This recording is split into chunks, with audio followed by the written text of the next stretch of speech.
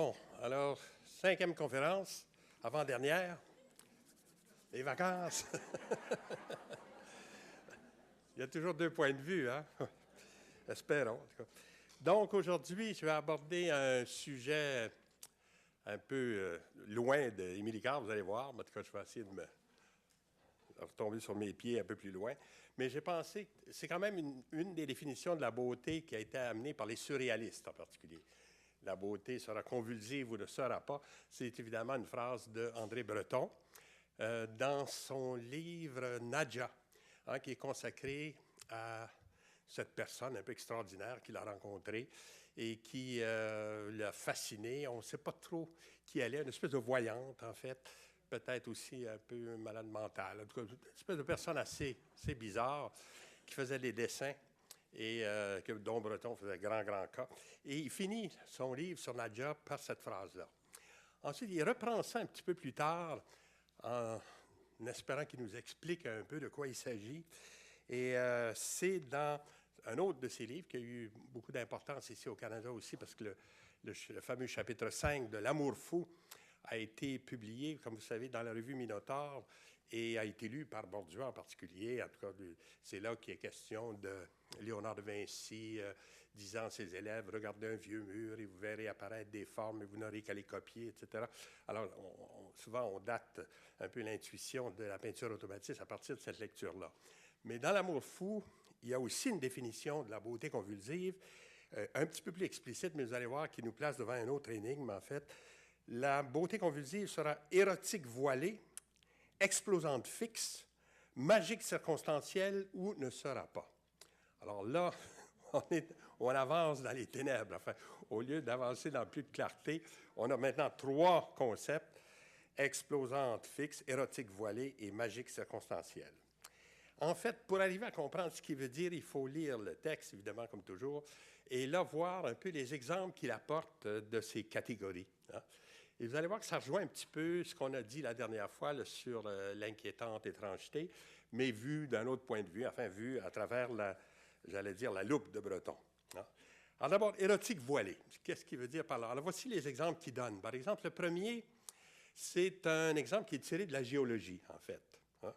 Il dit « Je me revois maintenant dans une grotte du Vaucluse, en contemplation devant une petite construction calcaire, reposant sur le sol très sombre et imitant à s'y méprendre la forme d'un œuf dans un cocotier. Des gouttes tombant du plafond de la grotte venaient régulièrement heurter sa partie supérieure très fine et d'une blancheur aveuglante. Il était presque inquiétant d'assister à la formation continue d'une telle merveille. » Bon, alors ça serait un premier exemple de ce qu'il entend par comment est-ce qu'il dit ça? Érotique voilé. On ne voit pas à première vue là, ni ce qu'il y a d'érotique, ni ce qu'il y a de voilé. La seule chose qu'il faut retenir, c'est qu'il s'agit d'une formation calcaire, en fait, qui prend un peu les formes de la vie. Hein? Il voit comme un œuf dans un cocotier qui est formé comme ça par des gouttes qui tombent du plafond dans une grotte. Deuxième exemple, il parle d'une autre grotte, mais cette fois-ci près de Montpellier, où l'on circule entre les murs de quartz, le cœur retarde de quelques secondes à battre au spectacle de ce manteau minéral gigantesque, dit manteau impérial, dont le drapé défie à jamais la statuaire et que la lumière d'un projecteur couvre en rose.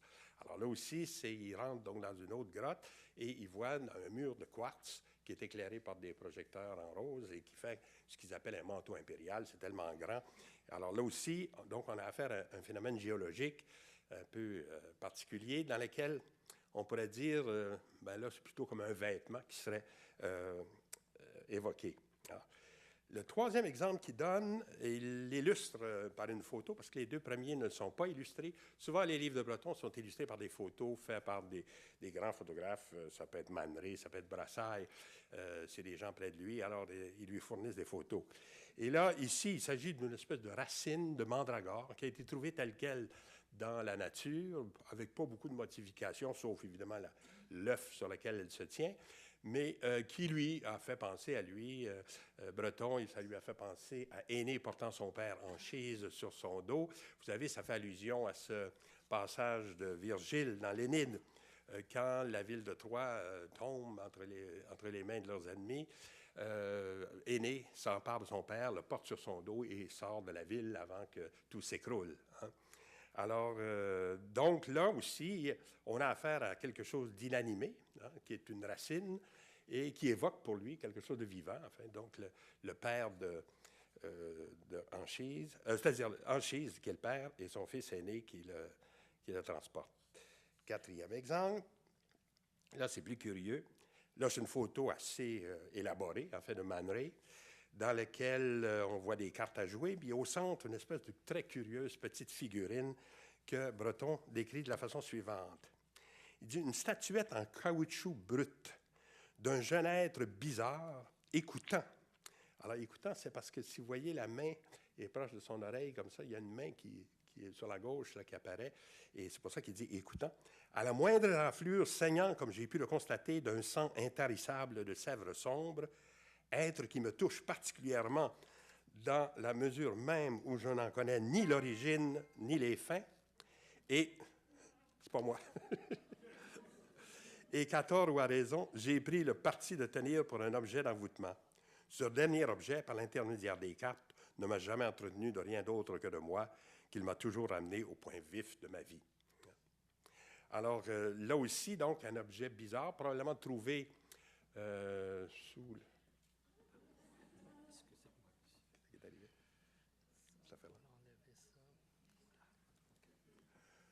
Ça sera mis à jour une autre fois.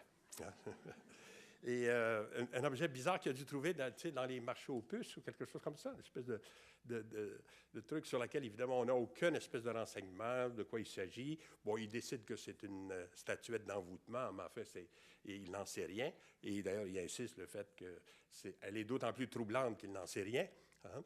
Alors, et là, combiné avec des jeux de cartes, enfin, vous savez que les cartes parlent tout le temps, les cartes nous révèlent l'avenir. Alors, il dit, elles ne parlent que de moi. L'autre photo extraordinaire qu'il représente aussi, c'est une photo qui aurait été prise, vous savez, dans cette grande barrière de coraux qui est censée suivre la côte de l'Australie, tout à fait dans la partie nord de l'Australie. Je ne sais pas ce qu'il en reste aujourd'hui de tous ces coraux-là, ça a dû être assez détruit, mais à l'époque de Breton, probablement qu'on pouvait faire encore des photos comme ça. Et il donne ça aussi comme exemple. Hein? Et le dernier exemple, toujours de cet érotisme voilé, c'est les cristaux. Hein? Là, la photo est faite par Brassailles, donc un artiste considérable, un photographe très important. Et là, là aussi, Breton commande de la façon suivante. Il dit « Je suis amené à faire l'éloge du cristal. Nul plus haut enseignement artistique ne me paraît pouvoir être reçu que du cristal. L'œuvre d'art me paraît dénuée de valeur si elle ne représente pas la dureté, la rigidité, la régularité, le lustre sur toutes ses faces extérieures, intérieures du cristal. La maison que j'habite, ma vie, ce que j'écris, je rêve que cela apparaisse de loin, comme apparaissent de très beaux cubes de sel gemme. Hein? Alors, d'où d'ailleurs l'espèce de titre « La maison que j'habite, ma vie », etc. Ça fait allusion à ce texte-là dans « L'amour fou ». Hein? Alors, on le voit, la plupart de ces objets, si vous essayez de voir un petit peu de quoi il s'agit, jouent sur une espèce de position entre le minéral, si on pourrait dire, ou le ligneux, avec le cas de la petite statue d'aîné avec son père Anchise, donc des matières dures, des matières inanimées, qui évoquent, par mimétisme un peu, plutôt la vie. Hein. Donc, on serait dans un de ces domaines un peu troubles, entre vie et mort, si on veut, ou surtout entre animé et inanimé. Et en plus de ça, si on va aller un petit peu plus loin, on se rend compte que la plupart de ces objets qui le fascinent appartiennent à une espèce de monde souterrain ou un monde sous-marin. Hein? Comme par exemple, bien sûr, les coraux de la mer du Sud là, sont tout à fait sous l'eau, mais on peut penser aussi que même des cristaux, par exemple, pourraient à la longue être formés comme ça dans une formation géologique très, très ancienne où il y aurait eu de l'eau impliquée, etc. Hein? Donc, d'une part, une espèce d'opposition entre cette fascination avec des objets qui sont à la fois animés et inanimés, mais aussi avec des objets qui ont l'air originaires, comme si l'inanimé précédait l'animé, comme si ce qui était les formes de la vie avait été d'abord des formes inanimées. Hein? et que peu à peu, ça serait révélé. Et il y a aussi, bien sûr, une autre série de symboles un peu plus phalliques, là, comme la petite poupée, enfin, si on veut, enfin, on pourrait imaginer ça, qui serait plutôt de l'autre côté, l'espèce de loi, de l'interdit, si on veut. Hein. Et quand je travaillais cette partie-là de ma conférence, je me suis rappelé un certain nombre d'œuvres automatistes de Borgia dans lesquelles vous retrouvez un peu cette opposition entre l'océan, le monde aquatique, si on veut, j'allais dire presque le monde maternel, hein, l'eau comme symbole de vie, et par ailleurs, évidemment, aussi ces symboles d'interdit, ces symboles de loi, ces symboles paternels, si on veut, qui seraient aussi impliqués. Et je vais juste montrer quelques tableaux pour mettre l'accent là-dessus. Évidemment, c'est des tableaux de la période automatiste, à peu près uniquement, hein, qui, comme celui-ci, il s'appelle simplement composition bleu, blanc, rouge.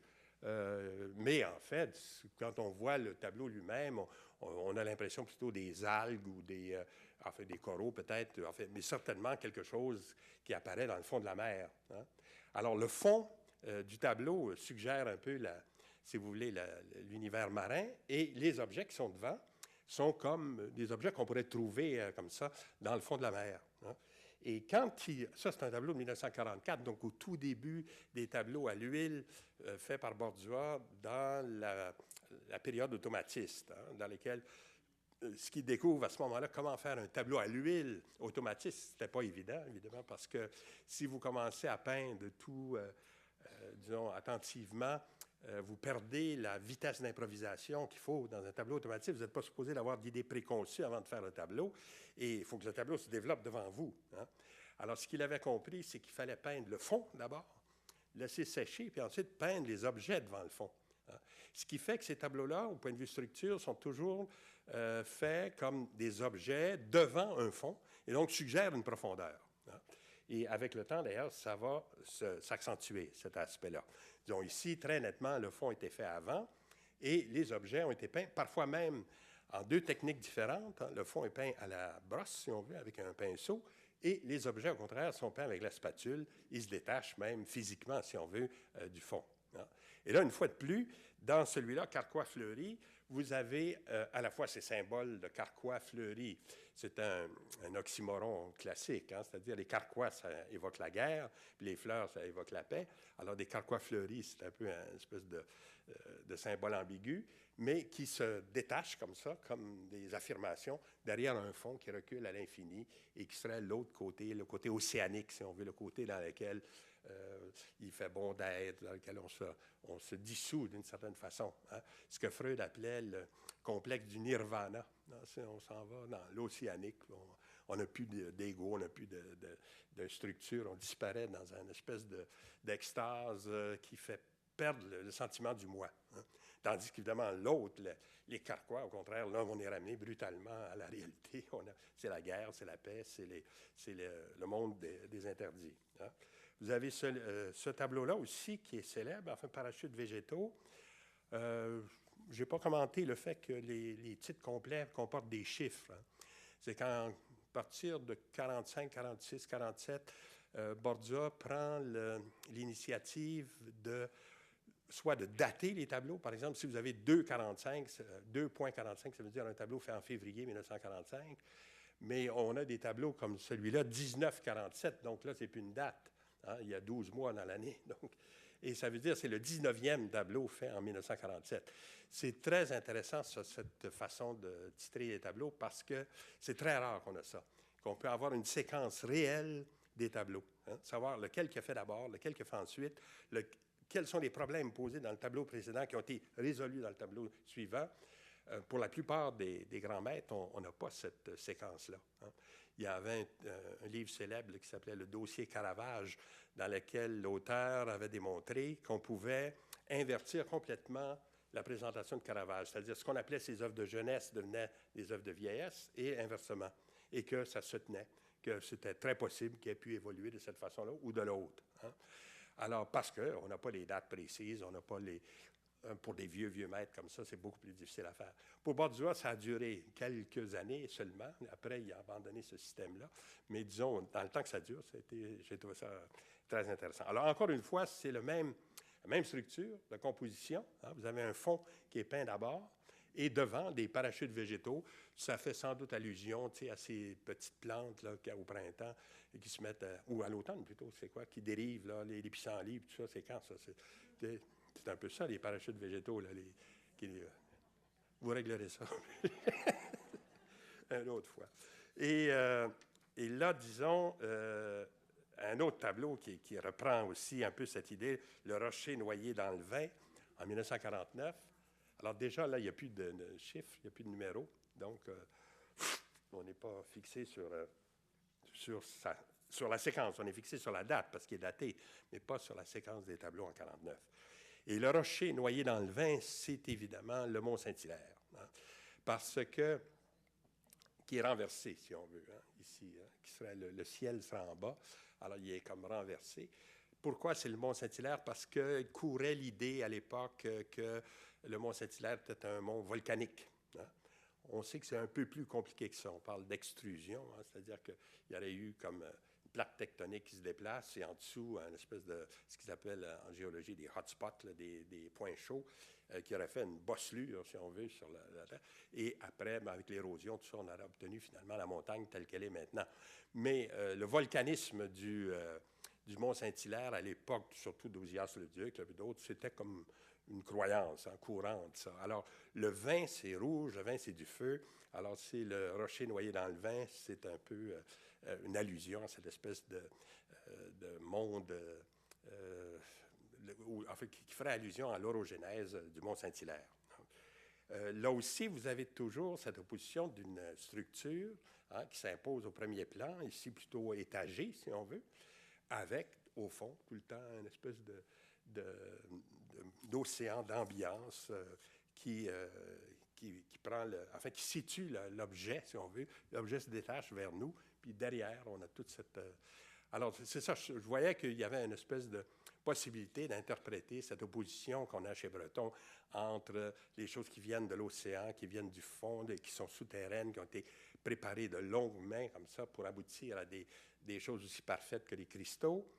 On aurait un espèce d'équivalent de ce même processus-là chez Borduas, d'autant qu'avec le temps, cette cristallisation devient presque exclusive de toute autre chose, c'est-à-dire qu'au fur et à mesure que Borduas avance dans sa carrière, il finit par utiliser que la spatule. Et la spatule, ça ne permet plus de faire des formes vaguement organiques comme ce qu'il avait avant. Hein. C'est parce que c'est trop... les arêtes sont trop rigides, si on veut. Hein. Une spatule, vous ne pouvez pas faire, par exemple, un dégradé très régulier, là, comme on aurait chez Dali, par exemple, ou Magritte, ou des choses comme ça. On ne pourrait pas faire ça à la spatule. On pourrait peut-être, mais en tout cas, ça prendrait un temps fou, puis ça serait un peu ridicule. Oh, c'est bien plus facile à faire avec un pinceau. Mais là, en employant la spatule, puis une pâte de plus en plus épaisse, on pourrait dire que l'univers de Borduas se minéralise avec le temps. Hein. Et donc, il évite ce genre d'association biomorphique qui est si typique d'un certain type de surréalisme. Hein, comme Dali, Delvaux, enfin, Magritte, tout ça. Ces gens-là, au contraire, ont beaucoup donné d'importance au biomorphisme, c'est-à-dire aux formes de la vie, hein, aux formes qui rappellent de quelque façon les formes de la vie. Hein. Alors, donc, premier concept, là, vous voyez un peu ce que ça recouvre, sa beauté convulsive, quand il parle d'érotique voilée. Pourquoi qu'il dit voilée? J'ai l'impression qu'il veut dire figé, hein, entouré d'un voile, enveloppé, et donc figé, fixé, si on veut, d'une certaine façon. Et cela semble confirmé d'ailleurs par l'autre concept qu'il avance, celui d'une explosante fixe. Hein, c'est son deuxième définition de la beauté convulsive. Et là, il donne deux exemples qui sont clairs. L'exemple de cette locomotive abandonnée dans une forêt vierge, dit-il. Il aurait voulu l'utiliser dans son livre « L'amour fou », mais elle est publiée dans la revue Minotaure en 1937, c'est-à-dire donc la même année de publication de « L'amour fou », et il fait allusion à cette photo tout à fait extraordinaire, où on voit une locomotive comme ça arrêtée dans son mouvement. Alors là, donc, ce qui veut dire par explosante fixe, c'est quelque chose qui explose, mais qui s'arrête. Hein? Alors, on n'a plus l'opposition entre l'animé et l'inanimé, mais on a une opposition entre la mobilité et l'immobilité, hein, si vous voulez, entre le mouvement et le repos, entre le mouvement et l'arrêt du mouvement. Hein. Et la preuve de ça aussi, c'est dans l'autre photo qu'il donne, c'est-à-dire cette photo faite par Man Ray d'une danseuse de tango prise comme ça sur le vif.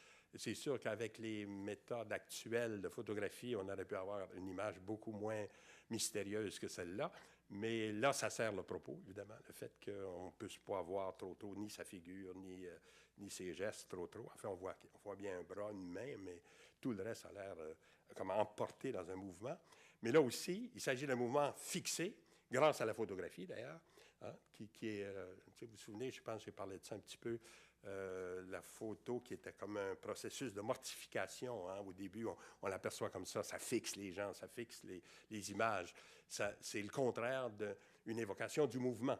Hein. C'est pour ça que quand les films muets commencent, c'est pour ça qu'ils sont si étonnants. Il s'agit d'une image qui devrait être fixe, mais qui se meut, qui se déplace. Hein. Alors là,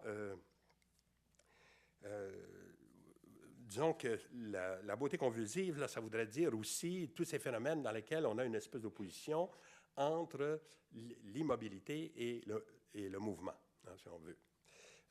D'ailleurs, il le dit très bien, il dit « Le mot convulsif que j'ai employé pour qualifier la beauté, qui seule, selon moi, doit être servie, perdrait à mes yeux tout son sens s'il était conçu dans le mouvement et non à l'expiration exacte de ce mouvement même. » Encore là, toujours comme tout à l'heure, c'est l'inanimé qui l'emporte, qui est le plus important. Ici, c'est l'immobilité qui l'emporte aussi. Hein.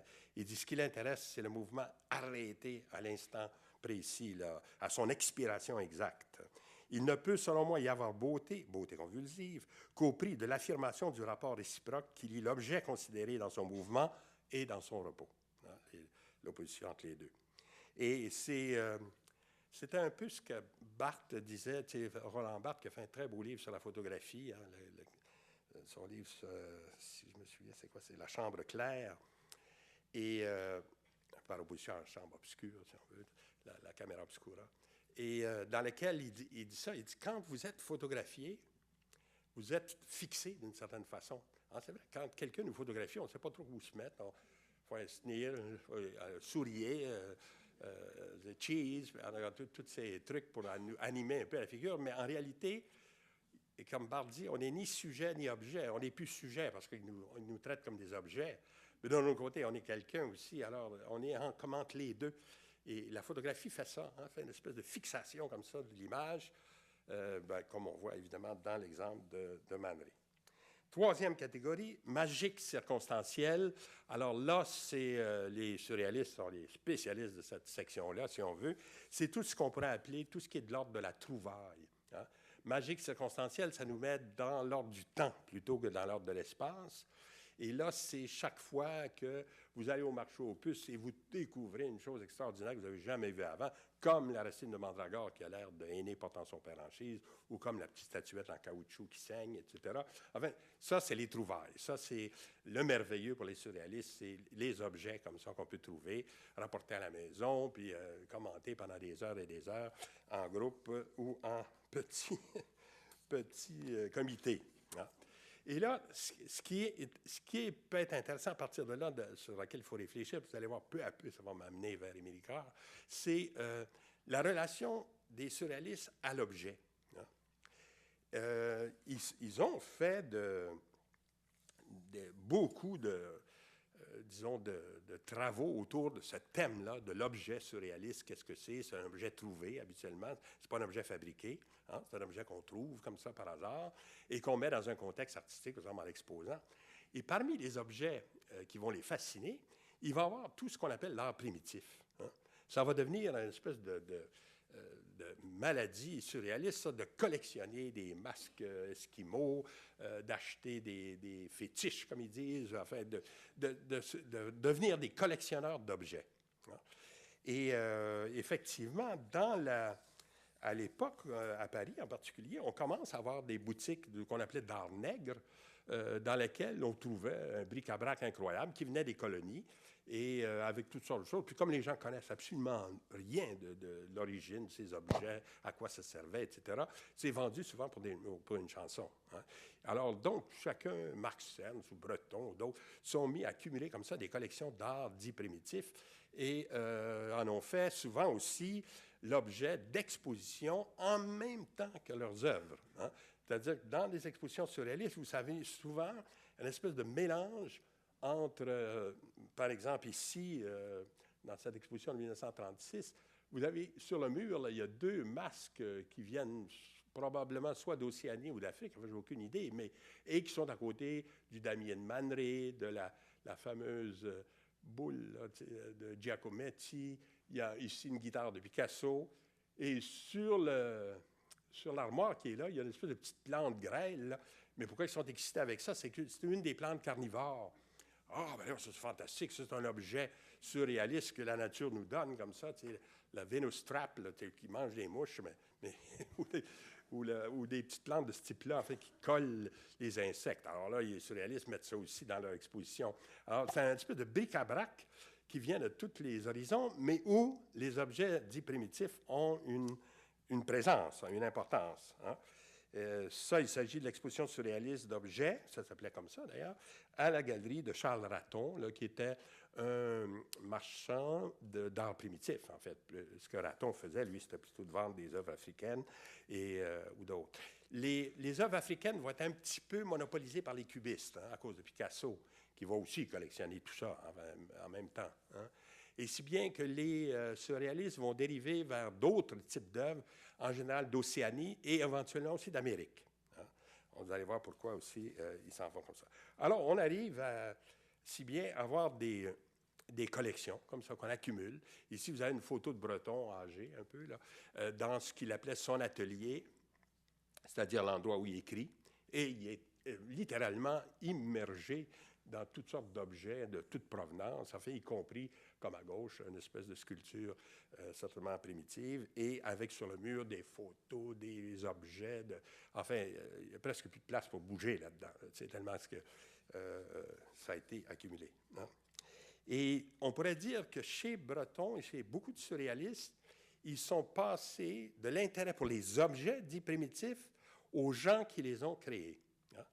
Et ça, c'est la démarche propre des surréalistes. Ils partent des objets, puis ensuite ils commencent à se poser des questions sur quel esprit qui est derrière ça, quels sont les gens qui ont fait ça, quelles étaient leurs cérémonies ou leur façon de voir, leur façon de vivre. Et peu à peu, comme ça, ils vont s'intéresser aussi un petit peu à ce qu'on pourrait appeler une espèce d'anthropologie. Hein. Dans le cas de Breton, on connaît assez bien les circonstances de cette démarche chez lui.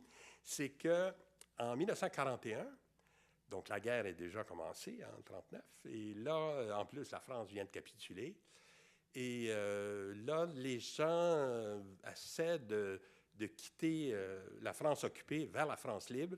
Donc, ils se rendent dans le sud de la France, à Marseille, et de là, si possible, de sauver de l'autre côté de l'océan, donc d'aboutir en Amérique, à Cuba ou en Amérique du Sud. Enfin, plusieurs ont réussi plus ou moins à faire ça. Surtout, évidemment, les Juifs dont c'était ou ça ou le camp de concentration. Hein. Mais des gens non-juifs aussi ont profité du même mouvement, comme Breton, qui a passé la guerre assez tranquillement à New York, au lieu de rester à Paris comme Picasso avait fait. Lui. Picasso était resté à Paris pendant l'occupation. Je vous ai peut-être déjà raconté ça. On raconte que des SS arrivent dans son atelier, puis il prend une espèce de grosse sculpture en bronze qu'il a, qui représente d'ailleurs un crâne, et il leur dit « Celui-là ne servira pas à faire vos canons.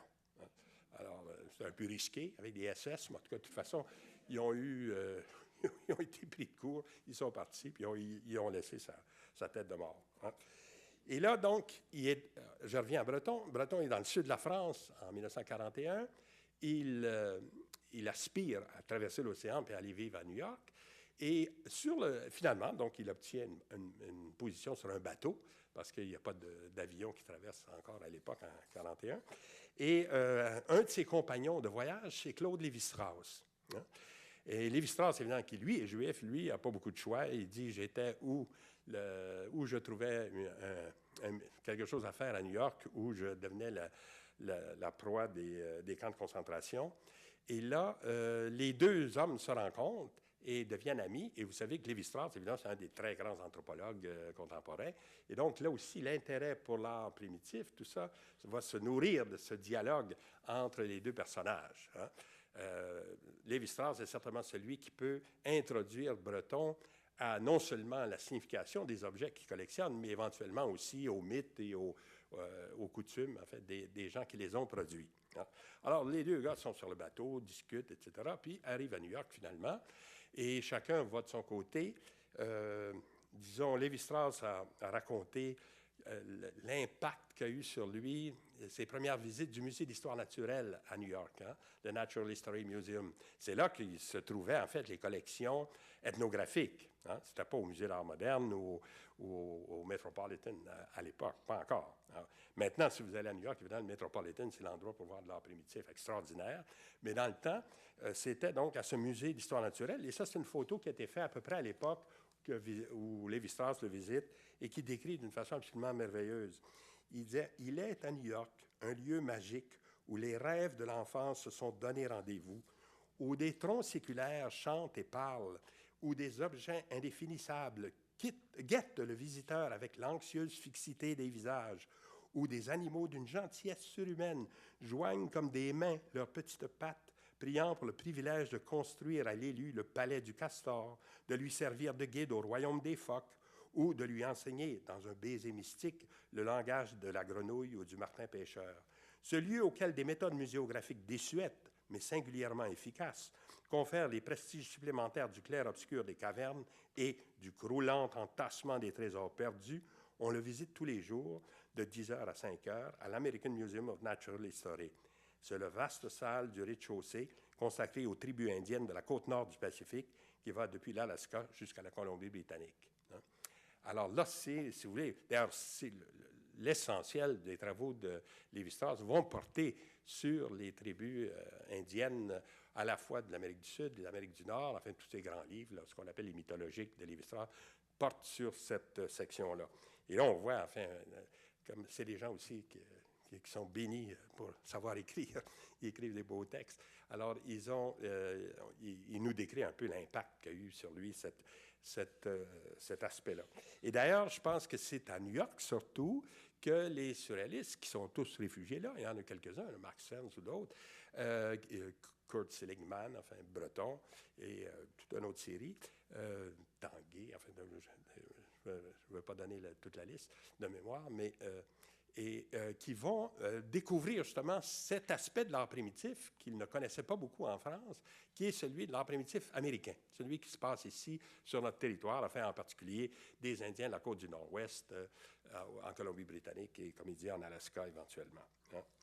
Et ils vont s'approvisionner chez un marchand qui s'appelait Julius Karl Bach et qui n'avait pas l'air de connaître trop.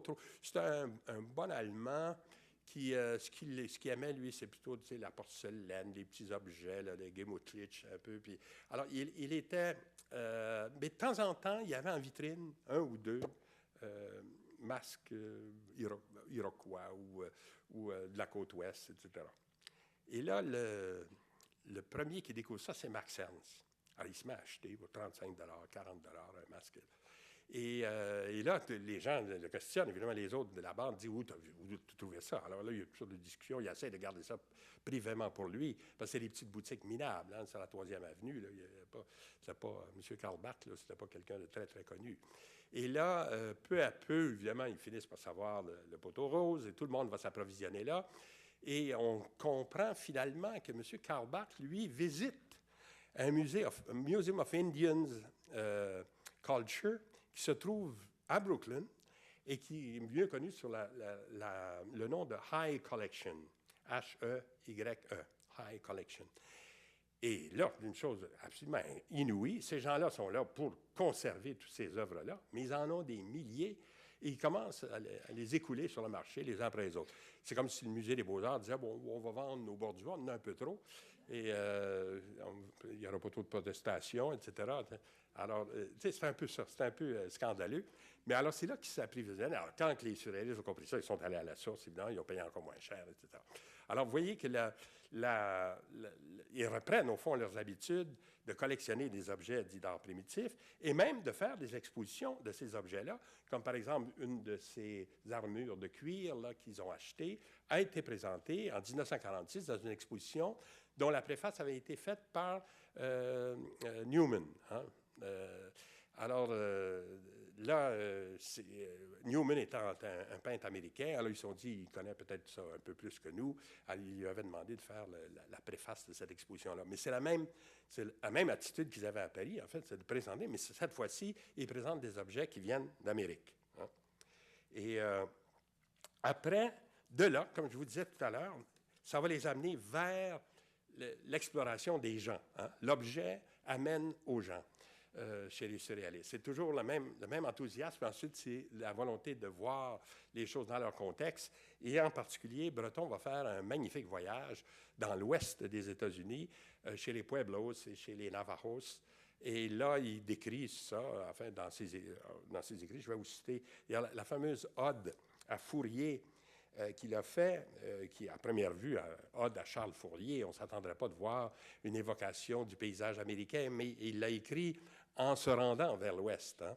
Alors donc, un peu ici et là, dans le poème, qui est assez long, hein, ça dure plusieurs pages, et on l'entend dire « Fourier, je te salue du Grand Canyon du Colorado ». Puis un petit peu plus loin, « Je te salue de la forêt pétrifiée ». Hein, c'est la forêt de pétrifiée d'Arizona, ça. « De la culture humaine. Je te salue du Nevada des chercheurs d'or. Je te salue de l'instant où viennent de prendre fin les danses indiennes au cœur de l'orage et les participants se groupent en amande autour des brasiers à la prenante odeur de pain pignon contre la pluie bien-aimée. Une amande qui est une opale, exaltant au possible ses feux rouges dans la nuit. » C'est un beau poème de Breton dans lequel il évoque enfin tout ce voyage-là. Il aboutit donc chez les Pueblos et en particulier il visite ce qu'on appelle les kivas.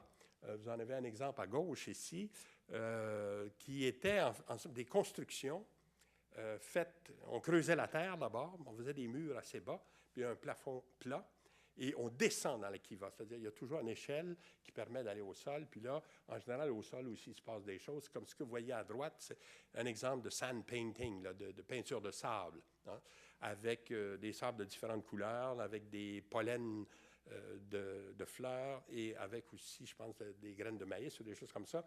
On réussit à faire des dessins sur le sol qui étaient détruits aussitôt après et qui évoquaient les grands mythes Pueblo, disons, de la création du monde ou des choses comme ça. Alors là aussi, c'est une sorte d'art extraordinaire, enfin, qui est éphémère, si on veut, qui est fait où l'action est plus importante que le produit. Et un peintre qui va connaître ça aussi, les sand paintings, c'est Jackson Pollock. Hein. Et Pollock, certainement, s'inspire de leur façon de travailler, puisqu'il travaille avec la toile par terre, en versant la peinture comme ça au-dessus de la toile, un peu comme eux versaient le sable entre deux doigts au-dessus du sol. Hein. Alors, Breton visite tout ça, il est très enthousiaste. Il a l'impression qu'il devient comme un spécialiste des Indiens, etc. Il en parle beaucoup, enfin, dans ses lettres, etc. Il est tout à fait enthousiaste de ce voyage. Les gens ont été gentils, ils l'ont reçu un peu partout. Enfin, bon. Et là, finalement aussi, il va à Haïti, il voit des cérémonies vaudou. Vraiment, c'est l'impression de pouvoir retourner aux sources mêmes des objets qui l'ont tellement fasciné et de comprendre un peu les cultures qui sont derrière ces objets. Hein. Je ne sais pas dans quelle mesure, jusqu'où c'est allé, cette compréhension profonde.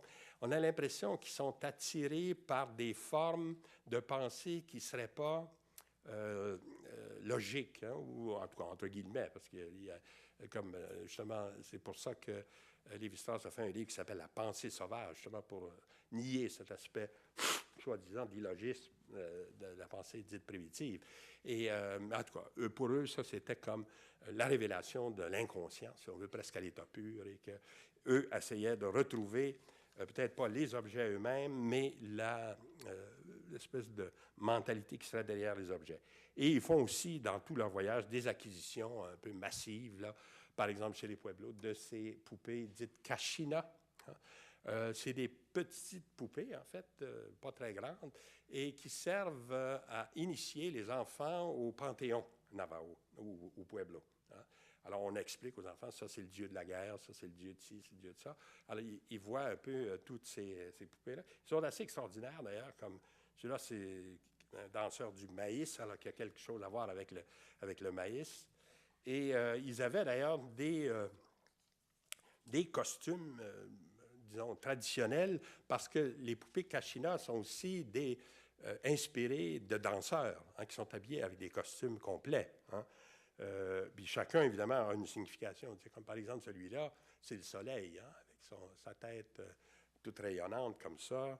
Il y en a un autre qui serait plutôt la mort ici, un autre qui serait comme le père des dieux. En tout cas, chacun a une signification comme ça. C'est des costumes traditionnels dont les petites poupées essaient de donner une version, si on veut.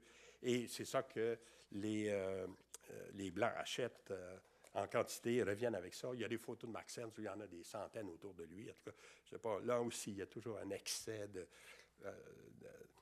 d'appropriation de tout ça. J'en arrive enfin à Émile Icare. Vous allez voir pourquoi. C'est que la question que je me pose, c'est on sait qu'Émile Icare n'a rien à voir avec le surréalisme d'abord. Ça, c'est sûr. Hein. Est-ce qu'elle l'a connu? Même le mouvement, j'ai aucune idée. Hein. C'est sûr, quand elle est en France, en 1911-1912, le surréalisme n'existe pas encore, alors, ni même le dadaïsme. Alors là, donc, elle ne pouvait pas le connaître de première main là-bas. Mais après, étant revenue à Vancouver puis à Victoria, est-ce qu'elle a pu entendre parler de ça? Si elle a entendu parler, quel intérêt ça a pu avoir? Elle est en contact avec Mark Tobey, qui est un artiste américain qui, lui, connaissait certainement le surréalisme, le cubisme, etc. Enfin, les gens de Seattle, à ce moment-là, sont très bien informés sur ce qui se passe dans le monde, et peut-être par lui, mais enfin, même là. Et là, la question que je me posais, c'est, au fond, Émile Icare aussi était très fasciné par les Indiens. Hein? On l'a vu déjà dans les conférences antérieures. Quelle est son approche à elle? Alors, est-ce que c'est une collectionneuse, par exemple, d'art indien ou des choses comme ça? Est-ce qu'elle fait un peu ce que les surréalistes ont fait? Et si vous regardez les photos de son atelier, vous allez voir qu'il est remarquablement vide d'objets, d'abord, puis ensuite d'objets indiens en particulier. Hein? Émile Icare n'a jamais collectionné des masques ou des sculptures ou venant de tous les pays ou tous les coins de toutes les régions qu'elle a visitées. Elle n'est jamais revenue avec ça. Elle n'a même pas eu l'idée de faire ça. Hein. Ce qu'elle faisait, c'est de faire des dessins, faire des représentations des totems, des choses comme ça qu'elle voyait sur place et rapportait ça ensuite pour faire des tableaux, etc. La seule, dans cette photo-là en particulier, vous la voyez en train, je pense qu'elle est en train de montrer des dessins à quelqu'un qui est devant elle, qu'on ne voit pas. La seule allusion à son intérêt pour les Indiens, c'est le petit tableau qui est derrière elle. Hein? Et ce petit tableau-là, c'est le portrait de Sophie Frank. Et c'est une Indienne Squamish qui est venue la visiter une fois. C'est elle qui vendait des paniers aux portes. Là. Et elle arrive donc à sa porte, puis elle dit « Basket, basket, j'ai des paniers à vendre. » Et là, Émile Icare décrit ça comme étant magnifique, avec des paniers faits par les Indiens là-bas, enfin, surtout par l'art des femmes, ça, si on veut, c'est toute la vannerie, etc. Et elle est très impressionnée, mais elle dit « J'ai pas d'argent pour vous payer. » Et alors là, Sophie lui explique qu'elle pourrait échanger ses paniers pour des vêtements ou pour des choses. Alors, c'est comme ça que leur amitié commence. Hein. Il y a une seule chose un petit peu scandaleuse que j'ai appris tout récemment, c'est que quand vous lisez Kleewick et qu'elle présente Sophie Frank, elle donne l'impression qu'elle est très primitive. Hein? Elle parle basket, basket. Elle ne dit pas « I have basket to sell hein? ». Elle dit, puis ensuite elle dit « whole cloth will do ». Elle parle comme, un peu comme on dirait à la sauvage. Or, on a découvert des lettres de Sophie Frank qui sont écrites en parfait anglais. C'était donc quelqu'un de littéraire, d'éduqué, si on veut, qui avait eu une éducation anglaise. Et là, dans les écrits d'Émile Icare, elle l'a fait passer un peu pour plus primitive qu'elle est. Hein. Tout amie qu'elle était avec elle. Enfin, je ne sais pas. Ça, j'ai trouvé ça un petit peu embêtant. Mais enfin, c'est les grandes personnes ont des fois des petits côtés. Hein. Et alors là, donc, autrement dit, dans le cas d'Émile Icare, on pourrait dire, le contact se fait d'abord avec les Indiens et ensuite avec les objets, éventuellement. Mais ça va aller beaucoup plus loin que ça, parce qu'Émile Icare va se mettre à faire des objets dans l'esprit des Indiens. Hein. Autrement dit, non seulement elle ne collectionne pas les objets, mais elle en fait à la manière des Indiens. Comme par exemple, le tapis crocheté qui est à gauche ici, imite vaguement, semble-t-il, enfin, un motif de baleine, enfin, de ces, ce qu'ils appellent les killer whales en anglais. C'est quoi ça en français déjà? Les polars, c'est ça. l'épaulard, hein, avec sa nageoire verticale comme ça sur le dos. Et bon, j'ai mis à côté juste un motif semblable, enfin, mais qui n'a pas de rapport, évidemment, avec ce que Amilcar a fait, puisque les dates ne concordent pas du tout. Mais juste pour, en tout cas, un peu fixer les idées. Alors, non seulement elle n'achète pas d'objets, mais elle crée des objets pseudo-indiens qui vont être vendus, dit-elle, aux touristes. Et donc, elle entre, d'une certaine façon, aussi en compétition avec les Indiens qui tentent aussi de vendre des objets comme ça, qualifiés de touristiques ou qui veulent rejoindre le marché. Hein. Sauf qu'eux en ont un besoin vital, alors qu'elle, peut-être un peu moins. Hein. En fait, à sa décharge, on peut dire que elle revient de Paris avec beaucoup d'enthousiasme. Elle pense qu'elle va pouvoir faire vivre de sa peinture, etc. Et l'atmosphère de Victoria n'est pas très propice à ce développement. Hein. Les gens n'aiment pas ce qu'elle fait, surtout les tableaux influencés par les fauves là, parisiens, les tableaux trop colorés là, que je vous présentais la dernière fois. Et là, au contraire, c'est mal vu, c'est jugé très, très sévèrement. Et à cause de ça, elle doit se rabattre sur d'autres moyens pour make a living, comme on dit. Hein. Et c'est là qu'elle achète, elle hérite d'une terre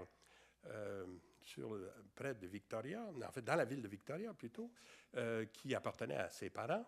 Et elle fait construire là-dessus une maison qu'elle va appeler d'ailleurs The House of All Sorts, et avec l'idée qu'elle pourrait occuper, disons, l'étage supérieur pour son atelier et pour une chambre, et elle pourrait louer tout le reste de la maison à des locataires qui feraient un revenu et qui lui permettraient donc de continuer son art tout en pas s'occuper de vendre ou d'aborder le public à ce moment-là. Hein. Sauf que les locataires vont lui casser les pieds. Enfin, elle s'est revengée d'une façon magnifique avec son livre « House of All Sorts » où elle les décrit les uns après les autres. Si j'avais été locataire d'Émilie Carpe, je serais là-dedans, je ne serais pas fier de mon coup. Hein. Elle les décrit vraiment d'une façon caricaturale, très méchante. Et peut-être qu'ils deserve it completely, mais en tout cas, de toute façon, ça a été une espèce d'enfer, ça. Puis ensuite, on voit qu'elle ne réussit pas vraiment à faire beaucoup d'argent avec ça. Beaucoup de temps est perdu avec s'occuper des locataires. Elle élève des chiens, pas 2 ou 3, des trentaines, 40. Enfin, ça devait être beau autour, là, ça devait faire un concert extraordinaire. Et des lapins, des poulets. En tout cas, elle essaye, au fond, de survivre comme ça. Et une des initiatives qu'elle prend, c'est de faire de l'artisanat indien. Hein? C'est-à-dire de faire des objets qui vont pouvoir se vendre aux touristes, comme ce tapis crocheté, et là, ajouter un peu à ces maigres ressources. Hein. Alors, on en a quelques exemples, comme par exemple ici, un tapis crocheté aussi avait un plus intéressant que le précédent, représentant 4 de ces épaulards, là, de ces baleines,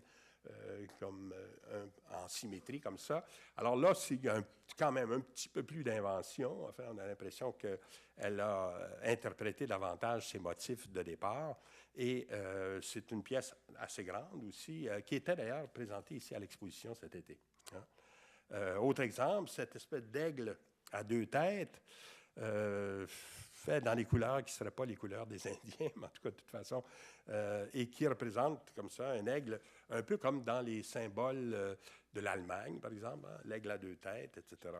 Alors, je ne sais pas si elle a bien compris le motif dont elle s'est inspirée. On peut penser à des représentations faites par les Indiens comme celle-là, dans lesquelles ce n'est pas un aigle à 2 têtes, c'est un aigle divisé en 2 et replié chaque moitié comme ça. Ça, c'est la façon de concevoir la représentation chez les Indiens, c'est que vous prenez un objet, vous le coupez en 2 et vous le rabattez dans le plan du tableau comme ça, et vous en faites 2 moitiés, si on veut. Hein? Alors, ce qu'on voit ici, donc, c'est 2 moitiés d'aigle rabattues comme ça de chaque côté, qu'elle a interprété comme un symbole qui serait lisible dans notre culture. Hein? Vous comprenez que des fois, il y a des problèmes de lecture. Hein? Elle a fait aussi de la poterie.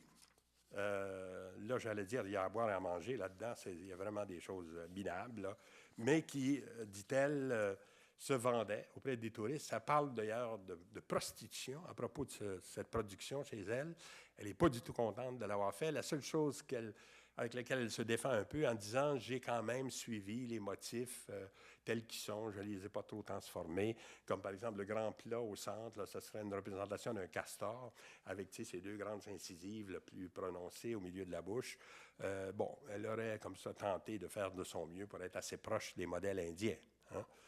Et autre exemple d'un beau plat, enfin c'est peut-être une des plus belles choses qu'elle a fait, que je ne suis pas sûr de ça, mais enfin qu'on peut rapprocher peut-être d'un motif d'oiseau tonnerre qu'on voit qu'elle a pu voir d'ailleurs dans des livres, en particulier le livre de Bauhaus, le Primitive Art, qui est illustré par toutes ces représentations-là. Ça va jusqu'à des plots à épingles avec des motifs indiens. Hein? Alors, on est prêt à tout, évidemment, là. Et là, le petit personnage qui est là semble s'inspirer des représentations humaines dans les chaises de chef. Là. Tu sais, ça, c'est le dos de la chaise qu'on voit là. Alors, il y a deux motifs. Il y a un petit personnage au centre, puis il y a un motif d'oiseau là, sur le côté gauche. Mais on pourrait dire, enfin, que d'une certaine façon, elle a pu prendre ces motifs comme ça dans des sources qui existent. Hein. D'ailleurs, on a pu trouver plus ou moins ces sources, comme par exemple ici, dans cette représentation à gauche de la... Ça s'appelle, elle le décrit assez bien là, de quoi il s'agit. Elle dit « The woman who was pulled up to the moon », je ne sais pas si vous arrivez à lire, là. « The woman who was pulled up to the moon for insulting it ». Hein? Autrement dit, c'est quelqu'un qui aurait insulté la Lune, puis la Lune, dans sa puissance, l'aurait aspiré comme ça, puis elle l'aurait collé dans la Lune. Parce qu'un des problèmes qu'on a toujours, d'ailleurs, c'est d'essayer d'expliquer, vu de loin, les patterns qu'on voit sur la Lune. Hein? Alors, bon, en général, dans mon enfance, on voit un visage. Là, maintenant que je regarde ça, je ne le vois plus, en fait. Mais on nous disait ça. La Lune, c'est comme un visage ou quelque chose. Alors, les Indiens voyaient plutôt une espèce de femme comme ça, en train de ramasser le grain. Évidemment, c'est son petit plat qu'elle a. Puis il y a une plante près d'elle. Au milieu de son travail, elle a dit « merde à la Lune » et mal lui en pris. Elle s'est retrouvée collée sur la face de la Lune. Hein? Alors ça, c'est des choses qu'elle a lues dans des ouvrages d'anthropologie. Hein? C'est pas inventé. Hein? D'ailleurs, on pense que le même ouvrage, l'ouvrage de Swanton, a aussi inspiré éventuellement ce tableau-là de Pollock qui s'appelle « The Moon Woman Cut the Circle ». Et en particulier, tu sais, le motif qui est sur la gauche, là, en haut, en rouge, fait penser un petit peu aussi à cette femme dans la Lune. Et Pollock aurait pu très bien voir le même livre de Swanton qui date de... Le motif est repris ensuite dans les livres de Carl Jung, mais beaucoup plus tard, en 1951, beaucoup après ce tableau-là. Hein? Alors, le Moon Woman, vous la voyez sur la droite, là, avec une espèce de panache indien. Ça, ce qui n'est pas très anthropologique. Enfin, les femmes ne portent pas de panache chez les Indiens, mais en tout cas. Et là, à côté, il y a cette espèce de bizarre objet avec un couteau qui est en train de couper et qui donne naissance à tous ces petits losanges qui sortent de son corps et qui tombent vers le sol. Hein. C'est le seul contact que je vois entre Émile Carr et Jackson Pollock. Ben, enfin, voilà un autre exemple de ces dessins préparatoires, hein, aussi pris dans le livre de Swanton sur les Haïdas. Alors, c'est la planche numéro 3, etc. Et là, on voit qu'elle a copié très attentivement le totem qui est représenté là. Et à droite, elle note aussi l'identification des différents personnages. Donc, on voit qu'elle a fait des études personnelles, mais sérieuses, de ces motifs-là pour pouvoir ensuite les appliquer dans son artisanat. Hein. Ici, on a même retrouvé exactement le hochet qu'elle a utilisé. Là.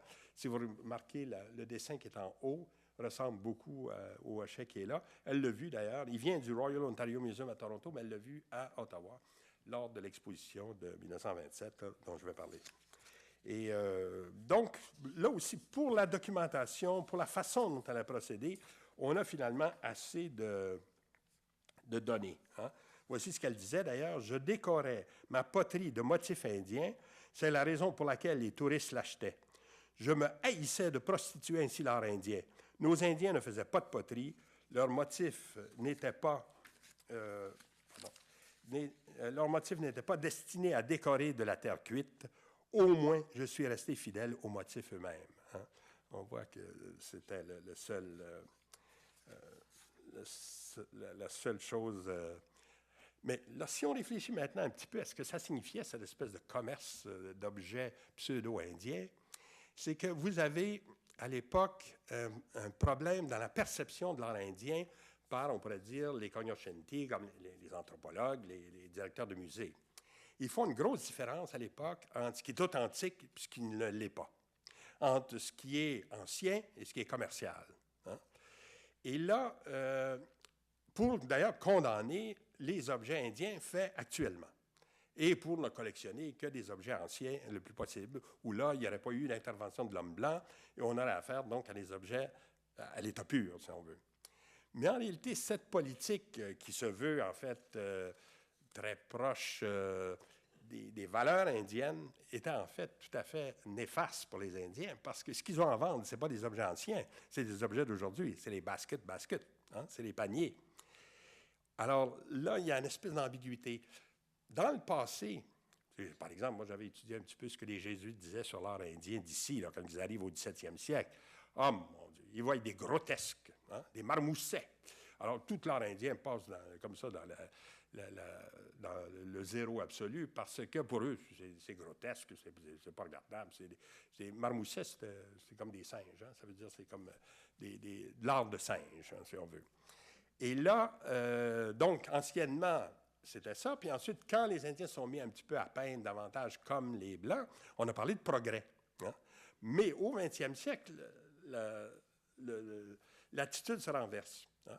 Ce qui était progressif avant devient commercial, devient c'est juste de la camelote que les Indiens font pour vivre maintenant, alors que ce qui était grotesque et marmousset avant devient au contraire des œuvres rares, les œuvres importantes qu'il faut collectionner. Hein?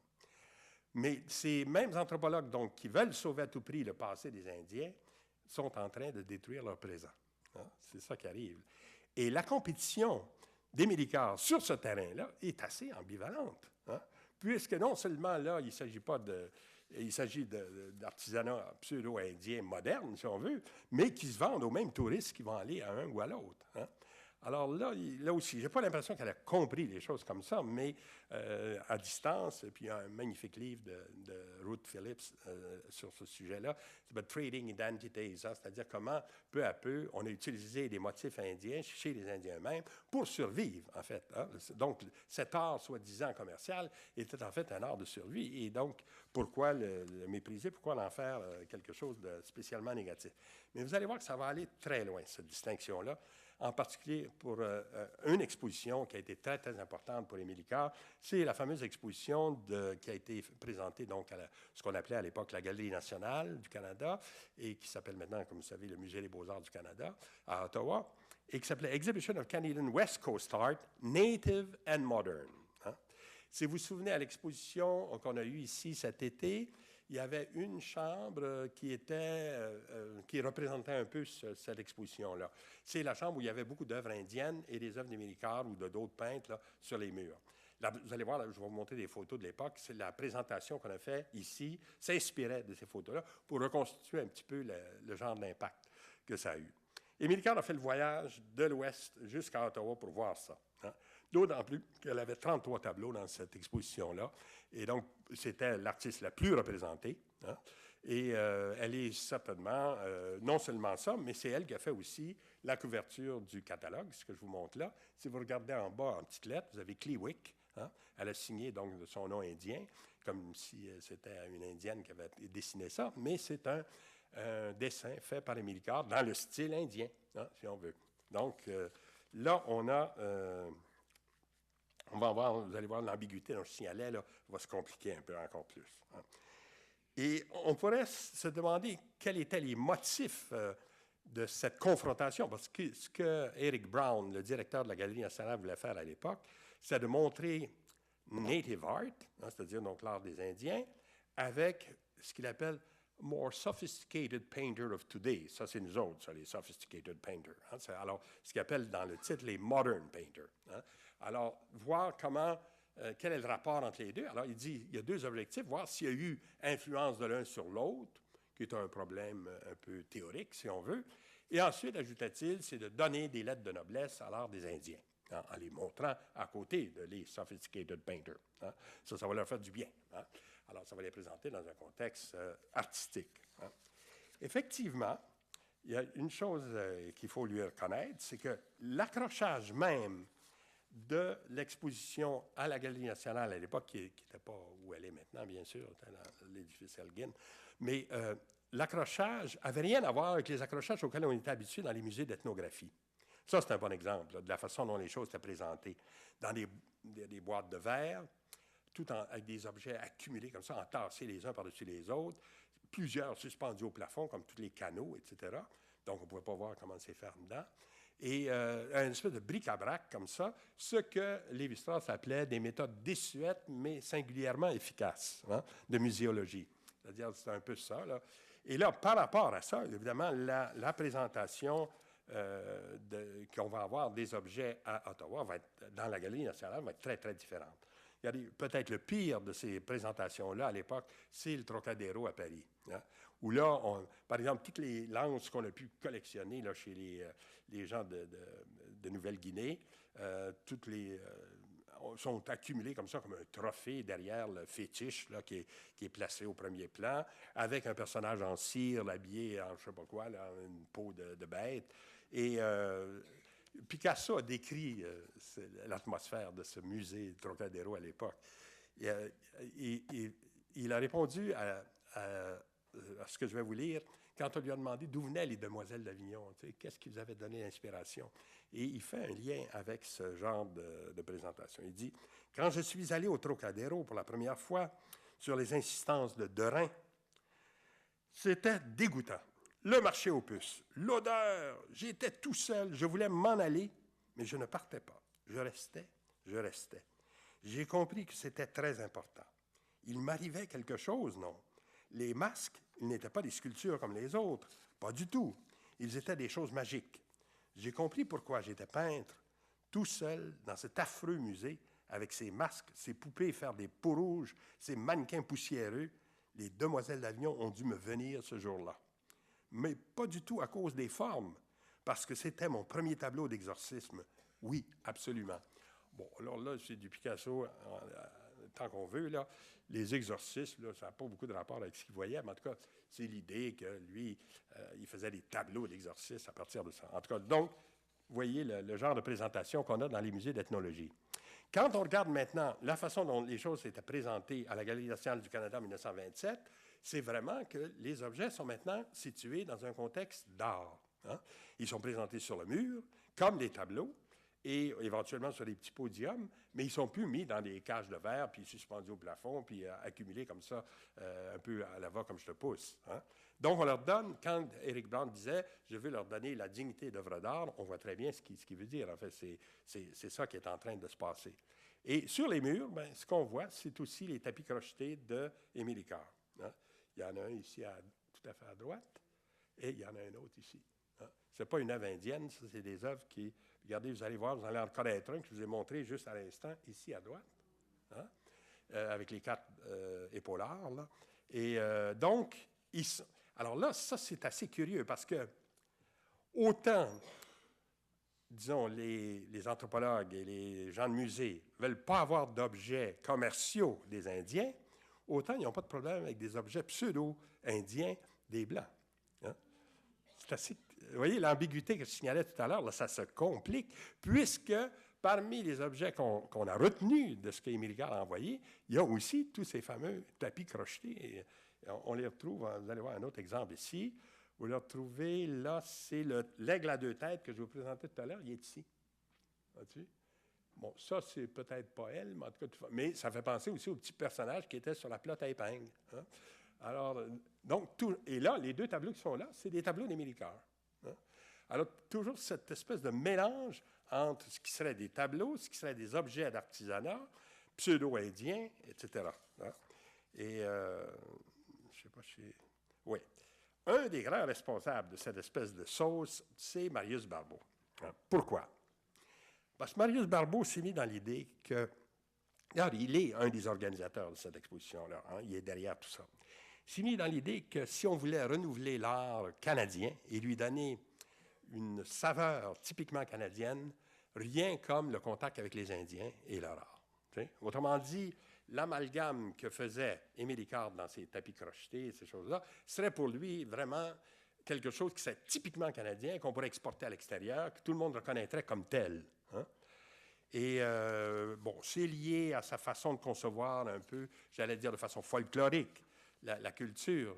Mais aussi, c'est un espèce de rêve qu'il a créé et qui s'est exprimé dans cette exposition-là en particulier et qui, ma foi, n'a pas eu beaucoup de suite. Hein? Parce que quand on a voulu faire canadien vraiment, qu'est-ce que les peintres ont fait? Ils se sont inspirés plutôt du paysage. Hein? Le groupe des Sept, par exemple, quand ils ont voulu faire des paysages typiquement canadiens, ils sont allés dans le nord de l'Ontario, puis ils ont fait le parc Algoma, puis ils ont fait la rive du lac supérieur, etc. En fait, ils sont allés chercher une inspiration là, en disant la nature est assez unique pour qu'on puisse, disons, faire un art qui serait typiquement canadien à partir de ça, sans avoir la nécessité de passer par les Indiens. Hein? Et là, disons, un des arguments aussi assez curieux de Marius Barbeau, puisque c'est un ethnologue, il dit « Et les natives et les modern artists sont en fait inspirés par la même nature, et donc ils devraient pouvoir se rencontrer. » Mais ça, c'est faire un peu vite, mettre entre parenthèses vite les cultures, en fait, hein, parce que les Indiens ne s'inspirent pas directement de la nature, mais aussi de longues traditions qui sont derrière eux, des traditions de figuration qui n'ont rien à voir avec le réalisme des peintres européens. Hein. Je vais vous lire quand même un texte de Marius Barbeau. Vous allez voir cette espèce d'idéologie qui est derrière. Et malheureusement, en tout cas, je pense qu'il n'a pas donné de suite, mais qui explique un peu l'atmosphère de cette exposition et éventuellement aussi l'espèce de mélange des deux choses. Je suis un peu long aujourd'hui, je suis un peu enthousiaste, là, mais en tout cas. Il dit « Il doit faire partie de la vie de ne pas être considéré comme un luxe. L'art. Hein? L'art doit faire partie de la vie et ne doit pas être considéré comme un luxe. Quand il devient un luxe, comme c'est le cas chez la plupart en Amérique, il compte pour peu ou rien. Quand il devient un luxe, ouais, il ne compte plus. Quelle est la conséquence? Sans art, un peuple ne peut s'exprimer, il n'a pas d'âme. Un peuple matérialiste laisse aux générations futures un pays qui leur paraîtra un vain gaspillage. Les nations de la côte ouest vivront longtemps grâce à leur art.